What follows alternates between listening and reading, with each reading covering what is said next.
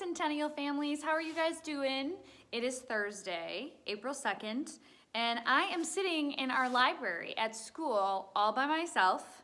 To be honest, it's kind of creepy to be here when there's nobody here.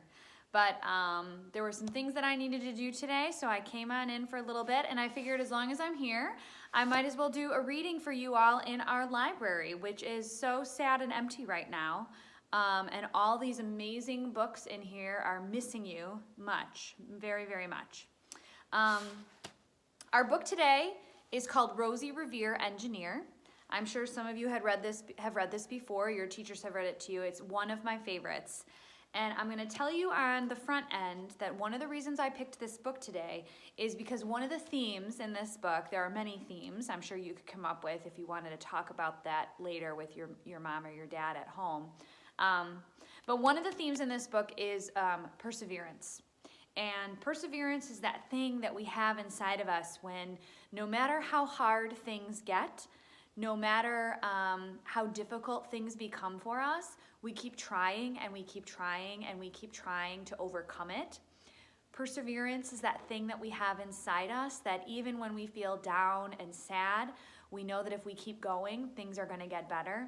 And I think that that's a really good message to be sending to all of us right now with everything that's going on in our world. So I hope that you enjoy Rabe Reading, Engineer. This is the story of Rabe Reading, who dreamed of becoming a great engineer. In Lila Greer's classroom at Blue River Creek, young Rosie sat shyly, not daring to speak.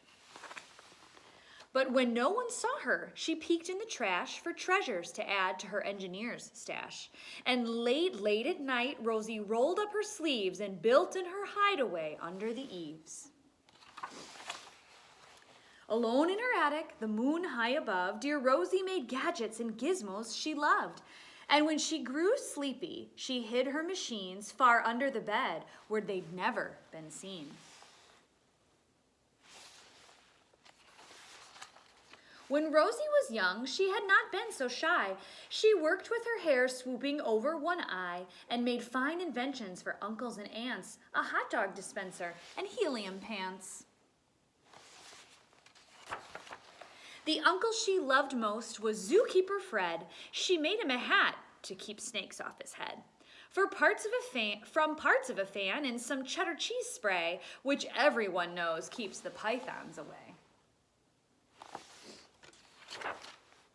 And when it was finished, young Rosie was proud, but Fred slapped his knee and he chuckled out loud. He laughed till he wheezed and his eyes filled with tears, all to the horror of Rabe Reading, who stood there embarrassed, perplexed, and dismayed. She looked at the cheese hat and then looked away. "I love it," Fred hooted. "Oh, truly I do." But Rabe Reading knew that could not be true. She stuck the cheese hat on the back of her shelf and after that day kept her dreams to herself.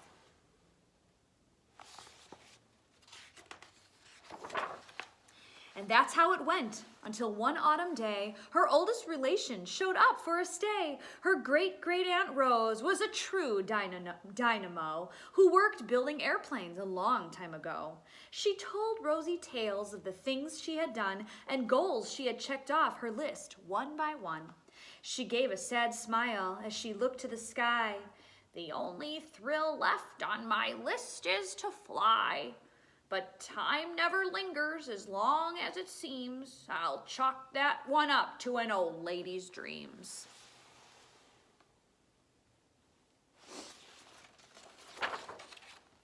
That night, as Rosie lay wide-eyed in bed, a daring idea crept into her head. Could she build a gizmo to help her aunt fly? She looked at the cheese hat and said, "No, not I." But questions are tricky, and some hold on tight, and this one kept Rosie awake through the night. So when dawn approached and red streaks lit the sky, young Rosie knew just how to make her aunt fly. She worked and she worked till the day was half gone, then hauled her cheese copter out onto the lawn to give her invention a test just to see the ridiculous flop it might turn out to be.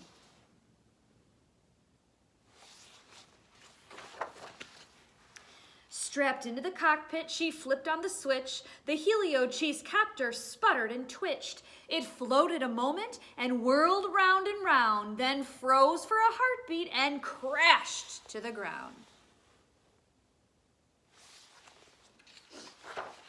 Then Rosie heard laughter and turned round to see the old woman laughing and slapping her knee. She laughed till she wheezed and her eyes filled with tears, all to the horror of Rosie Revere, who thought, "Oh no, never, not ever again will I try to build something to sputter or spin or build with a lever, a switch, or a gear, and never will I be a great engineer."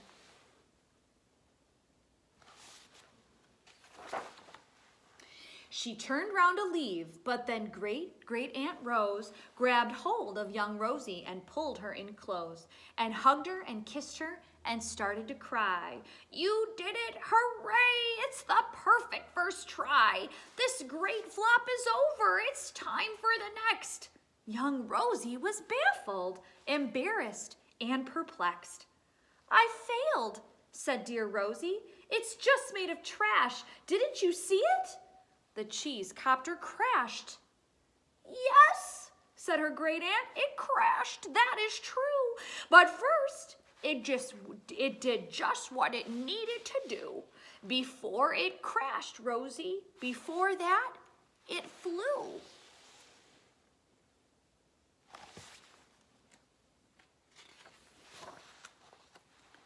"Your brilliant first flop was a raging success. Come on, let's get busy and on to the next." She handed a notebook to Rosie Revere, who smiled at her aunt as it all became clear. Life might have its failures, but this was not it. The only true failure can come if you quit.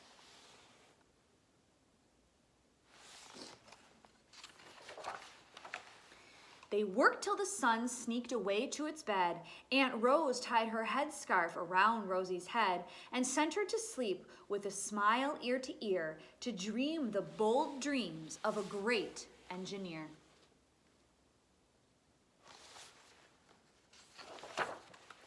At Blue River Creek, all the kids in grade 2 build gizmos and gadgets and doohickeys too.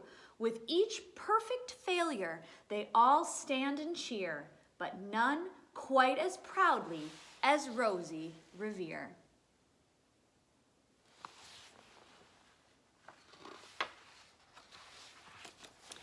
I hope you enjoyed that story as much as I do. I want you to remember while you're at home with your family that you too are going to be able to persevere and get through all this, and so will your parents. I know that this is hard for everybody, but please know that everyone here at Centennial, myself, your teachers, your aides, your custodian, your librarian, we all miss you very, very much. We hope to see you soon. Bye.